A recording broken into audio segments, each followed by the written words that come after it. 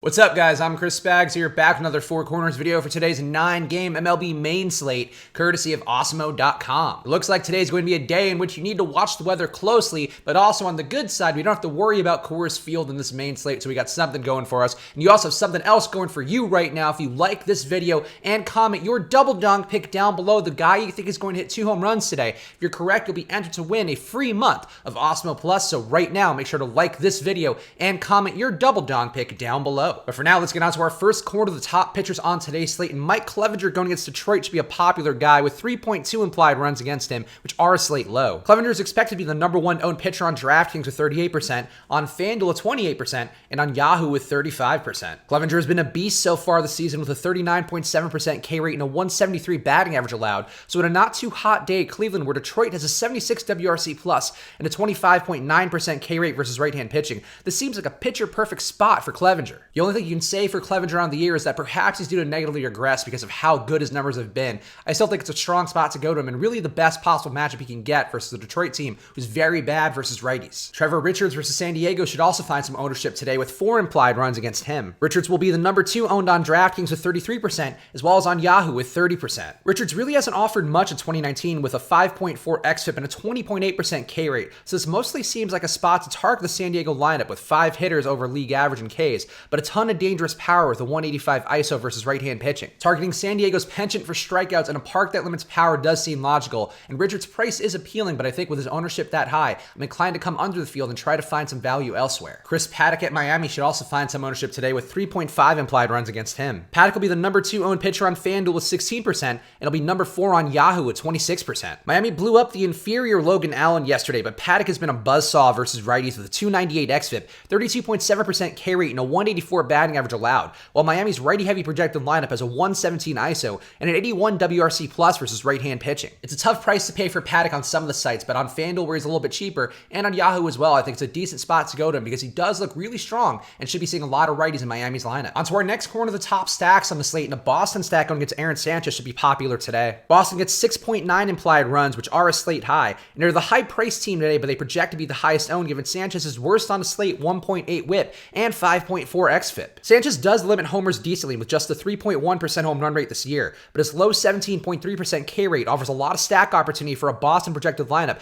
with a 286 batting average, a 122 WRC plus, and a 205 ISO. Sanchez's ability to keep the ball down does pose some risk, but Boston hits so well versus right-hand pitching. I do think they're worth some stack exposure, at least in line with where the field is going to be. A Washington stack versus Aaron Brooks will be comparably owned with a 6.4 implied run total for them. Brooks has a low 1.2 whip, but his 5 xFIP and 5.4% home run rate are a sign that things may continue to regress negatively, with a very lucky so far 250 batting average on balls in play. The weather in Baltimore is something to keep an eye on, but if the game goes, a humid park offers a lot of power potential for a Washington projected lineup who has a 196 ISO. Brooks does seem due to negatively regress, but I think I may be more inclined for mini stacks of Washington, giving some high ownership on a 5-man stack, and then go into a shorter stack of guys like Anthony Rendon and Juan Soto. Could be a move to get that production without paying the full price of a full stack. And a Dodgers stack versus Nick Pivetta also looks good today with 5.6 implied runs for them. Much like Philly's other pitchers, Pivetta struggles versus lefties, and also has been downright bad in 2019 with a worse 5.4% home run rate and an 18.3% K rate. Austin Barnes is once again the only hitter under a 113 WRC plus in the Dodgers projected lineup,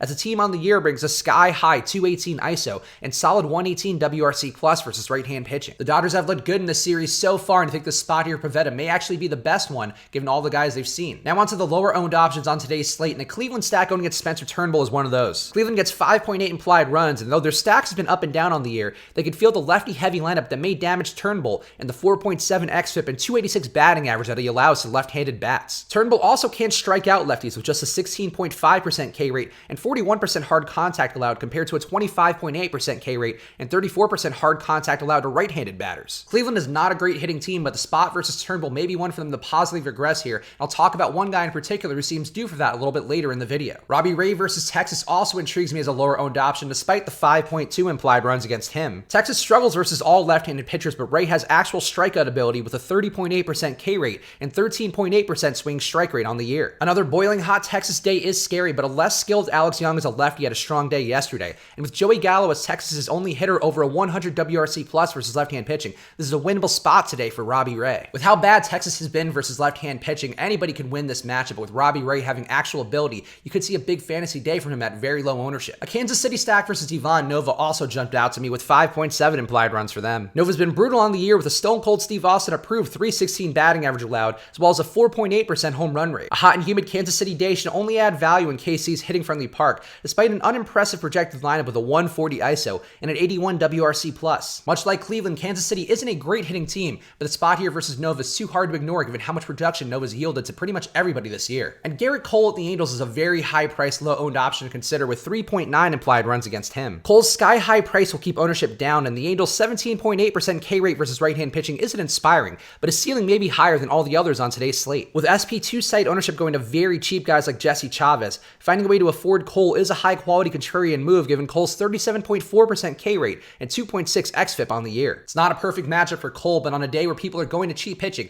paying up for a guy is a very contrarian move that can often pay off. Now onto our last corner, the one-offs on the slate, and Jock Peterson going against Nick Pivetta is one that I like. Pivetta's allowed a 4.2% home run rate and 4.7 xFIP to lefties, while Peterson in the leadoff spot is cheaper than the other high-potential Dodgers hitters with a massive 304 ISO versus right-hand pitching. I like the full stack, but you can't argue with a guy who's at a reasonable price hitting leadoff with a ton of pop versus a guy in Pivetta who gives up a lot of power production. Andrew Benintendi versus Aaron Sanchez is also a one-off who interests me. Benintendi lacks the power of his Boston teammates, but with Sanchez generally limiting power, Benintendi's solid 293 batting average and 122 WRC+ versus right-hand pitching could be enough, with Sanchez also worse versus left-hand batters. The price, low ownership, and chances of guys being on base in front of him make Benintendi an interesting play to me as a one-off to try to capture that production that Boston may have today. And Bobby Bradley versus Spencer Turnbull is also a one-off who jumps out from a value standpoint. Bradley has seen iffy results thus far with a 182 batting average and a 55 WRC+ on a limited sample size, but at a bargain price with 50% hard contact versus right-hand pitching, and Turnbull struggling with a 286 batting average and 16.5% K rate versus left-handed batters. It's a spot for Bradley to positively regress. Bradley's been poor statistically, but he's showing the ability to make hard contact. Eventually that's going to pay off, and the spot versus Turnbull could be the place that it does. And there you have it. Those are my thoughts on today's slate. So right now, like this video and comment your double dong pick for a chance to win your free month of Osmo Plus.